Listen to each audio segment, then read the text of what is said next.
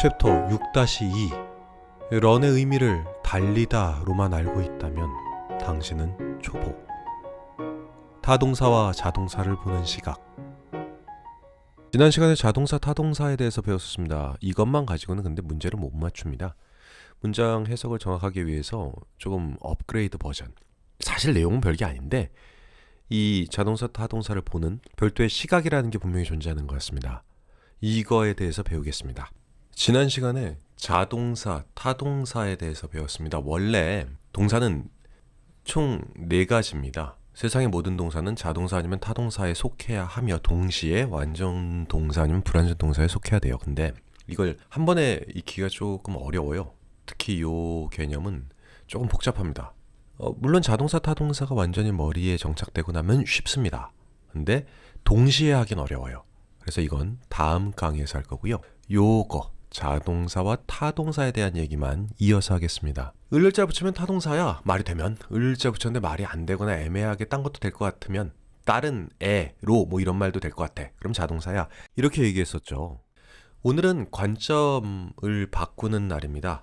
항상 제 수업이 원래 기본형 한번 설명하고 난 다음에 그 다음에 실제로 영어를 잘하기 위해서 갖춰야 될 시각 이렇게 설명하잖아요. 그러니까 오늘은 이 자동사, 타동사 기본적인 개념은 저번 시간에 익혔는데 이건 기본 개념이에요. 이것만으로는 못 풉니다. 관점을 바꿔볼 건데 그러기 전에 형식 정리 먼저 잠깐 할게요. 이게 중요해서 그렇습니다. 오늘 좀 뜸을 많이 들이죠. 이거 한번 더 보고 넘어갑시다. 원래 형식도 이 5가지가 맞죠. 원래는. 이게 보어가 있잖아요. 이렇게 보어가 있으면 이게 불완전 동사인데 그럼 좀 복잡하니까 지금은 자동사, 타동사 즉 목적어가 있냐 없냐만 따져보자고요. 그렇다 보니 목적어가 있는 타동사만으로 구성된 건 이렇게 되더라. 보기 편하게 보어는 삭제했습니다. 원래 5형식은 주어, 서술, 목적어에서 끝나지는 않습니다. 편의상 이렇게 얘기하자고요. 지금 자동사, 타동사만 얘기하는 거니까. 다시 타동사만 한번 꺼내볼게요. 우리가 저번에 익혔던 기본적 개념은 이거잖아요. 명사, 명사 친구 대명사. 그러니까 명사 얘기하면 대명사도 항상 같이 얘기하는 거다. 이 얘기는 했었죠. 명사는 주, 목, 보 역할을 한다. 이 영어 이니셜에 익숙해져야 됩니다. 계속 이렇게 쓰니까. 얘는 주, 목, 보 역할을 한다. 이 개념은 외워놨잖아요. 이건 품사고, 이건 역할이고요. 이거 좀 줄일게요. 명사는 목적어 역할을 한다. 지금 타동사 얘기를 좀 하려는 거니까 이렇게만 줄일게요. 타동사 뒤에 붙는 건 을, 이라고 해석하는 목적어죠. 목적어가 있으면 타동사예요. 아주 중요한 얘기였습니다. 다시요. 타동사라면 뒤에 목적어가 있어야만 합니다. 없으면 안 돼요. 목적어가 있어요? 그럼 그 동사는 타동사인 겁니다. 이 2개가 왔다 갔다 해야 돼요. 이 2가지 사고를 필요할 때마다 왔다 갔다 할 수 있게 돼야 잘하는 사람이 됩니다. 이게 핵심이에요. 이게 형식의 비밀입니다. 명사는 목적어 역할을 하고 타동사 뒤에는 반드시 목적어가 있어야 되니까 타동사 뒤에는 반드시 명사가 있어야겠죠. 동사 뒤에 명사가 있어? 그럼 그 동사는 타동사겠죠. 왔다 갔다 2개를 다 할 수 있어야 됩니다. 이제부터 시작입니다. sing. 이 단어 뜻 모르는 사람은 거의 없을 거예요. 노래하다 뭐 이런 뜻인데 자 실제 문장을 볼 때 이 3가지 개념만으로는 안 되는 게 이걸 응용해야 되거든요. 이 응용을 자꾸 하다 보면 관점의 전환이 이루어집니다. 그게 타동사, 자동사의 진짜 숨겨진 핵심이에요. 그걸 할 줄 알아야 형식을 구별할 수 있고 맞는 해석을 할 수 있습니다. 노래하다죠. 실제 문장 보면서 한번 해봅시다. 새들이 노래한다죠. 그럼 얘의 동사를 딱 보는 순간 문장 내에 서술어 역할을 하고 있는 동사를 보자고요. 동사를 딱 보는 순간 뒤를 먼저 봐야 돼요. 항상. 뒤에 명사가 없네. 문장이 끝났죠. 주어, 서술어 1형식 구조인데 뭐 그것까지는 생각 못했다 쳐도 어쨌든 목적어가 없는 거잖아요. 명사가 없으니까. 그럼 이 순간에 자동사로 쓰인 거잖아요. 상당히 많은 동사들이 특히나 우리가 일상에서 자주 보는 동사들일수록 자동사와 타동사 2가지가 다 됩니다. 꼭 기억하십시오. 이 영어의 가장 중요한 영어 전체를 관통하는 핵심입니다. 품사가 바뀌면 의미가 변합니다. 동사들은 한술 더 떠서 우리가 흔히 자동사로 알고 있던 애가 타동사로 쓰였어. 타동사로 흔히 알고 있던 애가 또 자동사로 쓰였네. 그러면 그때 의미가 바뀝니다. 궁금증이 있죠, 근본적인. 그럼 어쩌란 말이냐.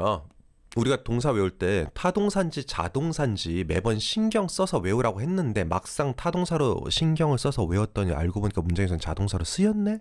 바로 그때 자동사, 타동사 성격에 맞게 영어의 뜻을 리드미컬하게 바꿔줄 줄 아는 거, 너무 크지 않게 살짝 바꿔줄 줄 아는 걸 영어를 잘한다고 합니다.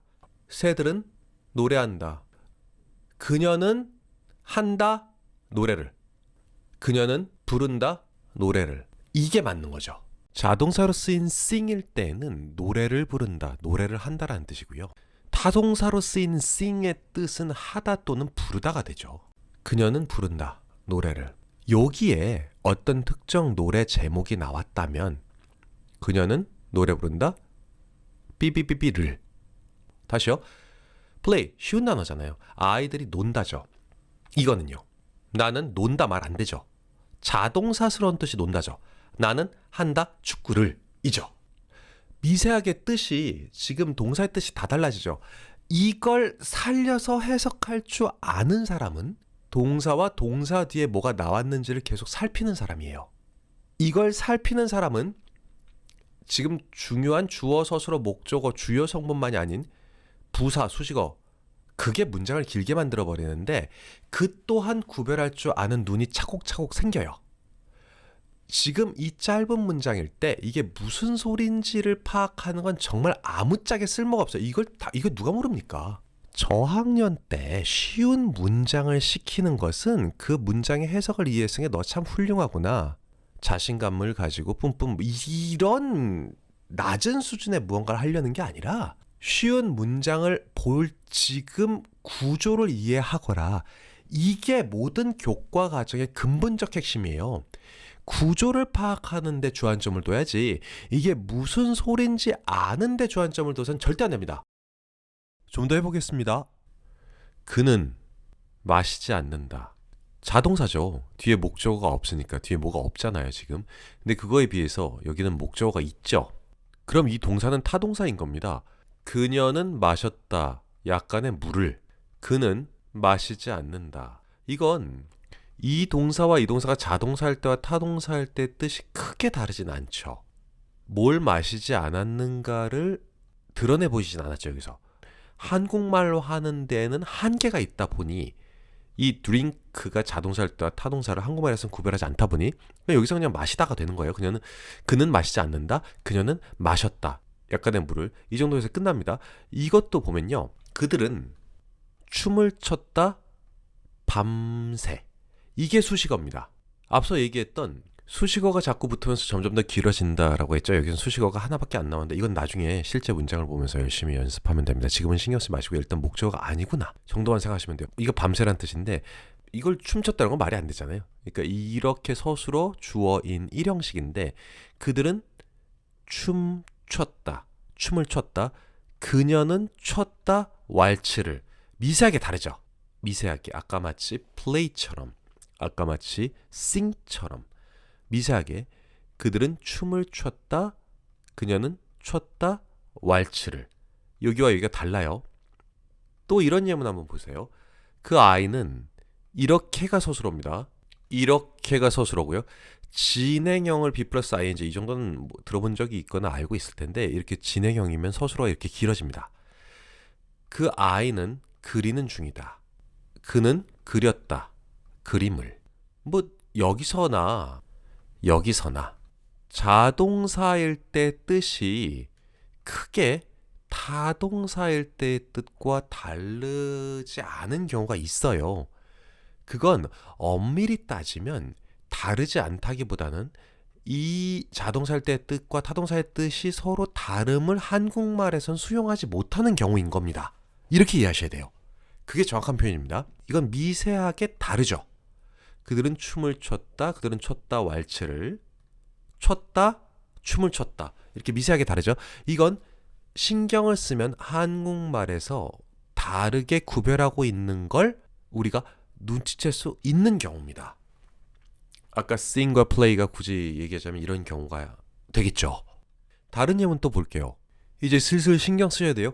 이것도 자동사고 앞에 본 거와 마찬가지로 수식어인데 일형식 구조죠. 그는 읽는다 자기 전에 잠깐 생각 좀 하세요. 일단 그렇게 해놓고 그녀는 읽었다 책을 그 책을요. 목적어 나왔습니다. 두 번. 뭐 이건 수식어고요. 이거에만 주목하세요. 목적어가 있으니까 타동사고 없으니까 자동사인데 이 수식어는 나중에 보시면 됩니다. 그녀는 읽었다 책을. 그는 자기 전에 이게 자기 전에예요. 침대 전에가 아니라 자기 전에 읽는다죠. 뭘 읽을지는 모르잖아요. 근데 여기서 세심하게 내용상 독서한다. 자기 전에. 물론 이게 반드시 책을 읽는다는 보장이 없죠. 지금 목적어가 없으니까. 근데 앞뒤 내용이 있었다면 그걸 살려서 번역을 한다면 이게 번역이에요. 번역의 영역이 바로 이겁니다. 그는 독서한다. 그녀는 읽었다. 책을. 그냥 이걸 그는 읽는다 해도 되지만 앞뒤 내용이 허락한다면 그리고 지금 내용상에서도 독서한다 정도로 바꿀 수도 있죠. 이건 번역입니다.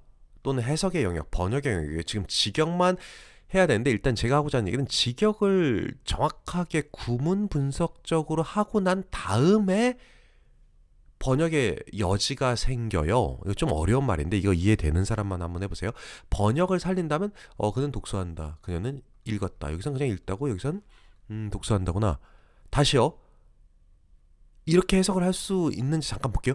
우리는 이미 먹었다라고 할 수도 있고요. 그녀는 먹었다. 사과를. 이렇게 해도 되는데 이게 자동사야. 딱히 목적어가 없어. 이건 타동사야. 목적어가 있어. 그러니까 이건 먹었다. 이건 읽었다가 맞는데 요 부분을 번역으로 살린다. 우리는 이미 번역으로 살린다 치면 식사했다. 그는 자기 전에 독서한다. 뜻이 확 달라지죠. 이걸 eat 먹다 식사하다 읽다 독서하다 이렇게 일일이 외우는 게 아니라 응용하는 거죠. 이게 자동사 타동사 일단 구별하는 게 눈에 배어 있으면 이걸 할 수가 있어요. 참고로 이 eat이라는 일반적인 단어를 자동사로 쓰일 때 식사한다라는 의미인 걸 알아? 이걸 응용해서 출제됐던 고등학교 3학년 수능 어법 문제가 2000년대 초반에 있었습니다. 물론 거기에는 뭐 관계대명사, 관계부사 뭐 이런 복잡한 테크닉이 좀 더 추가되긴 했었으나 어쨌건 기본적 구성은 자동사로 쓸 수도 있다. 우리가 흔히 타동사로 알고 있는 것들이. 그럴 때는 미묘하게 뜻이 바뀌는데 그 미묘하게 바뀐 개념을 이해할 수 있는가, 캐치할 수 있는가. 그게 근본적인 포인트였던 문항이었던 건 맞습니다. 좀 더 해볼게요. 그는 공부했다. 수학을, 삼형식이죠. 목적어. 그녀는 공부한다. 매일 밤. 이렇게 수식어인데 뭐 이거 매일 밤을 공부하지는 않겠죠. 이게 수식어가 맞는데 일단 목적어 유무만 생각해 보자고요. 한국말로는 지금 보시는 이 두 개의 서술어가 잘 살아있진 않아요. 이 공부하다, study라는 단어를 정확히 한국말로 다채롭게 번역할 수 있을 정도로 study와 관련된 단어가 다양하게 한국말에 존재하지 않다 보니 어쩔 수 없이 공부한다라고 했지만 직역을 한 후에 속으로 좀 더 생각해 본다면 마치 이것처럼 뭐 의미가 너무 확장되고 과장되는 경향이 있지만 어쨌든 매일 밤마다 혼자서 자습을 해. 집에서 공부해. 걔는 수학 공부를 지금 하고 있네. 이게 자습, 혼자서 공부해? 이것 때문에 이렇게 추가적인 생각을 해볼 여지는 나오죠. 자, 타를 구별하면 이것도 마찬가지죠. 그는 쓴다. 매우 깔끔하게. 당연히 부사고요. 수식어요. 그녀는 썼다. 편지를. 목적어인데 이거 한번 봐보세요. 이거는 진짜 생각 좀 많이 해야 돼요. 그는 매우 깔끔하게 쓴다가 아니죠. 잘 생각해보세요. 적합한 말. 이거는 쓴다가 맞아요. 그녀는 썼다 편지를. 이게 맞는데 그는 매우 깔끔하게 적는다죠. 아니면 그는 매우 깔끔하게 기록한다. 글씨 쓴다. 확실히 편지를 썼다. 편지를 써내려갔다. 이 write과 이 write는 완전 다른 의미가 됩니다. 어차피 쓴다, 공부한다, 먹는다, 읽는다 라고 퉁 치고 넘어가면 어떻게든 말은 됩니다. 그는 읽는다. 그녀는 읽었다. 우리는 이미 먹었다. 그녀도 먹었다. 그녀는 공부한다. 그는 공부한다. 수학을 그는 깔끔하게 쓴다. 그는 썼다. 편지를. 이렇게 그냥 썼다, 읽다 이렇게 일관된 뜻을 가지고도 자동사 타동사 구별하지 않고 어쨌든 발화, 해석할 수는 있겠죠. 영한 번역을 할 수는 있다고요. 근데 이렇게 되면 나중에 이권에서 영작을 해보면 이게 느낌이 바로 오는데 사실상 완벽한 영어 문장을 이해한 게 아니에요. 이거 영작해보면 바로 티가 납니다. 굉장히 많은 사람이 틀립니다. 이렇게 직역을 제대로 해놓지 않고 자동사와 타동사를 어떻게든 구별해서 해석을 하려고 하는 습관을 길러놓지 않으면 이게 핵심이에요. 어떻게든 구별해서 다른 뜻으로 얘기하려고 애를 써야 돼요. 공부한다지만 속으로 생각을 하고요. 이걸 자습한다라고 확대 해석은 하지 말고 속으로 이건 자습의 개념일까? 이렇게 딱 생각만 하는 거예요. 이게 어려워요. 그녀는 먹었다고 이거는 속으로는 식사한다 정도로 하고 우리는 이미 식사했어 라고 아예 발화를 하거나 이건 식사했어 라고 아예 고쳐서 말해도 되겠군 생각을 했으니까 발화를 하거나 아니면 속으로 생각만 먹었다라고 발화하지만 식사했어 이렇게요. 읽는다라고 하지만 속으로 독서한다 하거나 내용 파악에 확신이 좀 생기면 독서하다라고 아예 해석을 해버리는 거죠. 있는 그대로 자동사, 타동사 할 때 구별을 하지 않고 발휘할 수도 있겠지만 속으로 그 정확한 어감을 캐치는 하고 아니면 필요하다면 아예 해석까지도 그렇게 하라는 거죠. 자동사로서의 뜻을 살려서. 이게 핵심이에요. 이게 배어 있으면 2단계가 쉽죠. 그는 달린다. 매일 아침마다. 이런 식이요. 그녀는 운영한다. 작은 가게를. 보셨나요? 운영하다. 달리다. 아예 달라지죠. 아예 달라지잖아요. 이런 것도 있다고요. 이건 한국말에서 이 run과 관련된 의미는 명확하게 구별하도록 다른 어휘가 존재하는 거죠. 달린다와 운영하다가. 그러다 보니 이 run의 두 가지 뜻이 다 한국말로 아예 직역에서부터 반영될 수가 있는 거죠. 이렇게 이해하셔야 돼요. 이렇게 극단적으로 달라지는 단어 뜻이 굉장히 많습니다. 물론 이건 나올 때마다 알아놓으면 되고요. 뭐 일부 학원에서 아니면 고등부 내용을 설명할 때 이게 꼭 등장하는데 이게 run의 뜻이 여러 개 있어. 이럴 게 아니라 그러면 단순 암기가 돼요. 그럼 머리에 정착이 되지 않습니다. 원리를 모르는 상태에서 외워봐야 장기 기억으로 갈 수가 없거든요. 근본적으로 자동사일 때와 타동사일 때 구별에 의거하여 이렇게 해석이 달라져야 되는 거야. 어떤 건 번역에서 달라질 거고 어떤 건 직역에서부터 달라지는 거야. 이렇게 원리가 전제된 상태에서 외우면 쉽게 외워집니다. 이해도 더 잘 되고요. 바로 이 부분입니다. 이게 선행 가능 유무를 가르는 기준이기도 해요. 이걸 할 줄 아는 아이는 초3이 됐건 초6이 됐건 이 선행 영어 학습을 할 수가 있어요. 영어 학습이 뭐 문법 독해 듣기 어휘 뭐 말하기 쓰기 영역을 나눠서 수업하는 건 다 좋아요. 다 좋은데 그게 결국은 형식이 무엇이 됐건 지식을 강사가 전달해주고 아이는 그 지식을 외우는 방식으로 흘러가게 된다면 사실 그거는 엄밀히 따지면 학습이 아니죠. 자습을 조금 더 수월하게 선생님이 도와주는 거죠. 학습은 아닙니다. 바로 지금 얘기한 이 부분을 하는 것이 영어라는 과목을 학습하는 거죠.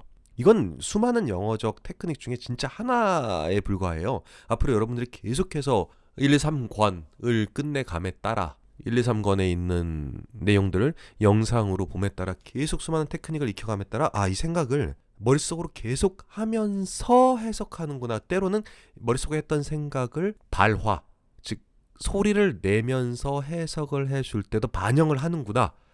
어떨 때는 생각만 하고 반영은 안 해야 되는구나. 이 생각을 계속하면서 하는 행위를 해석이라고 하는 겁니다. 근데 이 문장 하나마다 문장의 마디마다 단어마다 이걸 일일이 다 생각하면서 하는 것이 문장을 분석하면서 해석하는 건데 지문은 문장이 하나가 아니잖아요. 그럼 문장 하나하나를 다 이렇게 해석하면서 한 지문 속에 있는 문단의 요약까지 할 수 있어야 그게 독해인 건데 이건 또 완전히 다른 영역이거든요. 요약해서 내용을 이해하는 걸 하면서 동시에 앞선 문단의 요약 내용을 기억하는 거예요. 그래서 1문단, 2문단, 3문단을 이 짧은 지문 속에서 분석을 하고 글 전체의 주제를 찾고 굉장히 어려운 과정이죠.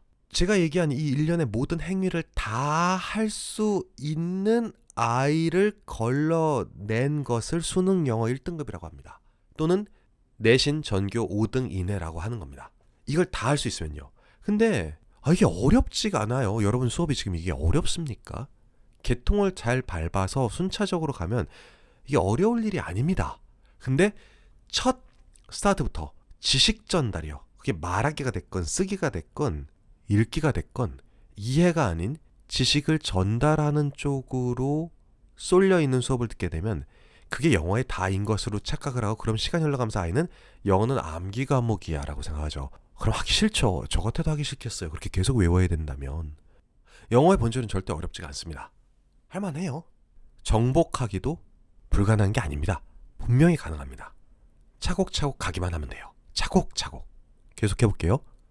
물론 이런 것들은, 이런 예문들은 자연스럽게 이걸 따로 모아서 이것만 줄기차게 한다고 이게 머리에 들어가는 게 아니에요. 일형식이라는 큰 울타리 아래서 이런 것도 보고 이런 것도 보고요. 이런 것도 봐야겠죠. 커다란 울타리 안에서요. 큰 흐름 안에서 익혀야 장기 기억을 합니다. 단발적으로 외운다고 되는 게 아니거든요. 참 길게 얘기했는데요. 그러니까 오늘 수업의 핵심은 결론적으로 동사 뒤에 나온 명사 때문에 동사의 뜻을 바꿀 줄 아냐는 거죠. 이걸 구조를 본다라고 하는 거예요. 영어를 한국말로, 한국말을 영어로 전환을 잘한다는 게 영어를 잘하는 건데 사실은 이 영어를 잘한다는 것은 결국은 미세하게 달라진 단어의 뜻을 잘 반영해서 해석할 줄 안다는 거죠. 단편적인 단어 암기로 되는 일이 아니잖아요. 물론 단어를 모르면 아예 시작도 못하겠지만 단어를 외운 게 모든 걸 끝이라고 생각하시면 안 됩니다. 외운 단어를 어떻게 활용하느냐가 훨씬 중요하죠. 그리고 그 활용은 암기가 아닌 구조에 근거한 것이어야만 합니다. 자, 오늘 수업 좀 길었습니다. 여기까지고요. 형식 정리를 한번 하면서 수업을 마치겠습니다. 1형식 주어 서술어, 2형식 주어 서술어 보어. 이게 자동사, 타동사 이거는 외우는 게 아닙니다. 목적어 있으니까 타동사군. 목적어 없네. 목적어예요. 목적어. 보어 말고 목적어 없네. 자동사군. 이건 외울 필요가 없어요. 당연한 겁니다. 익숙해져요. 문장 다루다 보면. 주어 서술어 간직. 이렇게 외우면 쉽다고 그랬죠. 직접 목적어로 굳이 부를 필요는 없는데 간직 이렇게 외우면 좀 외우기는 쉬워져요. 주어 서술어 목적어, 주어 서술어 간접 목적어, 목적어, 주어 서술어 목적어, 목적 보어. 이건 그냥 보어. 이렇게 읽으라고 했었죠. 요건 외우세요. 이걸 외우고 있어야 다음 책 챕터 말고요. 아예 다음 책을 들어갔을 때 편해집니다. 지금 기회를 잡으십시오. 이 기회를 잡으면 성공이 조금 더 빨리 옵니다. 여기서 배운 걸 어디서 써먹을지는 알 수가 없으나 나의 지식은 아무도 훔쳐가지 못합니다. 돈, 옷, 차, 명예 잃어버리는 또는 남들이 훔쳐가는 그 순간에 살다 보면 굉장히 많이 옵니다. 근데 내 머릿속에 있는 나의 지식 이것만큼은 아무도 못 가져가요. 이건 내 거예요. 세상에서 가장 값진 그 무엇의 영향도 받지 않는 가장 값진 것 지식입니다. 쌓아보시죠. 다음 시간에 이어서 하겠습니다. 수고하셨습니다.